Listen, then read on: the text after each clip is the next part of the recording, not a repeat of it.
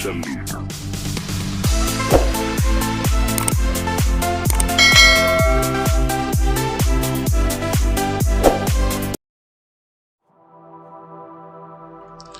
Halo semuanya Sobat Amora Channel, dimanapun Anda berada. Semoga selalu mendapat kesehatan dan keberlimpahan. Dalam episode kali ini, admin akan mengulas tentang ucapan rasis dan bahaya rasis dalam berbangsa dan bernegara. Tapi sebelumnya, alangkah lebih indahnya tekan tombol merah yang bertuliskan subscribe agar kami lebih termotivasi dalam menyajikan konten-konten yang bermanfaat bagi kita semua. Judul kita pada episode kali ini yaitu Bahaya Rasis dalam Berbangsa dan Bernegara.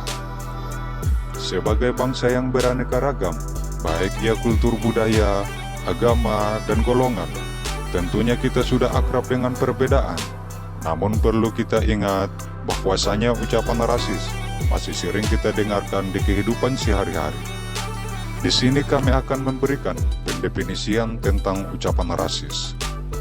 Rasis adalah suatu kepercayaan atau doktrin yang menyatakan bahwa perbedaan biologis ras manusia menentukan pencapaian budaya atau individu, bahwa suatu ras tertentu lebih istimewa dan berhak untuk merendahkan bahkan memperbudak ras lain yang dianggap lebih rendah. Atau lebih mudahnya, rasis merupakan sebuah tindakan yang membeda-bedakan golongan yang berkonotasi negatif. Biasanya hal ini terjadi saat kamu berhadapan dengan orang-orang yang berlaga sok superior dan menganggap dirinya paling tinggi. Hal inilah yang sering kita jumpai di media sosial ataupun di dunia nyata.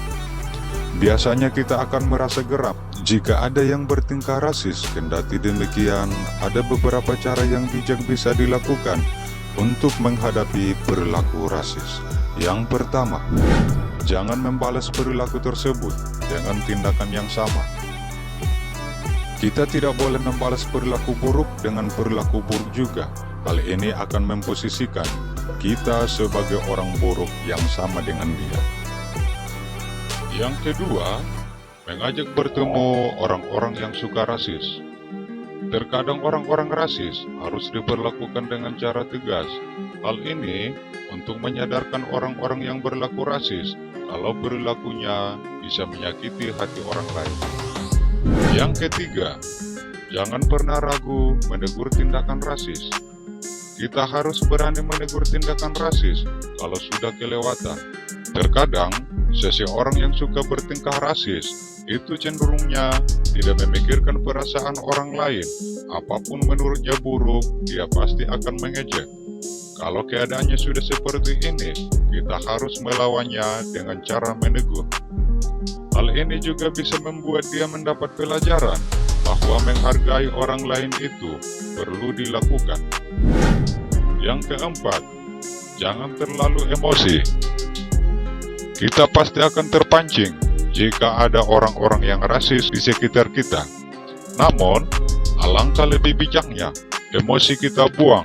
Ingatlah, orang yang suka bertindak rasis cenderungnya punya pemikiran yang konservatif.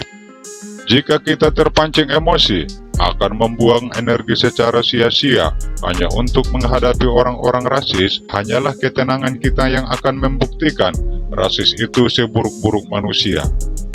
Dan inilah yang akan membuat citra kita lebih tinggi karena kita tidak memperdulikan orang-orang rasis. Yang kelima, menjauh dan jangan menjadikannya sebagai teman.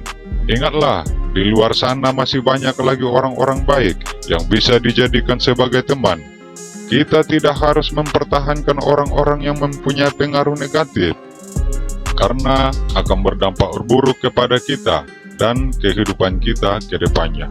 Jangan pernah ragu untuk bertindak tegas dan bijaksana saat menghadapi orang-orang rasis. Ingatlah bahwa mereka itu tidak patut dijadikan sebagai teman, sebab hanya bisa merugikan kita saja. Oleh karena itu, rasis bukanlah budaya yang cocok untuk suatu bangsa dan negara, karena hal ini akan menimbulkan sikap saling mencurigai antar sesama anak bangsa dan juga rakyat dan pemerintahannya. diperlukan kontribusi dari pemerintahan, tokoh adat, juga tokoh agama untuk mengatasi budaya rasis yang bisa membahayakan negara kita, khususnya generasi muda yang menjadi penerus bangsa ini. Dari situ, kami akan memaparkan dampak buruk dari rasis. Yang pertama, terbentuknya mental saling mencurigai antar sesama anak bangsa. Hal ini bisa terjadi tak lepas dari adanya kelompok yang merasa lebih dominan daripada kelompok lainnya. Tentunya hal ini sangat berlawanan dengan pembangunan moralitas dan hilangnya identitas anak bangsa. Yang kedua, ketidakstabilan sosial politik berbangsa dan bernegara. Mari kita belajar dari sejarah bangsa-bangsa besar. Bukankah revolusi di Perancis yang tiba pada tahun 1789 sampai 1799? Hal ini didasari adanya kelompok yang mendominasi dari kelompok lainnya. Tentunya hal ini bukanlah keinginan kita semua, namun inilah kenyataan yang akan kita hadapi ketika rasis sudah mengakar dalam struktur sosial maupun struktur pemerintahannya.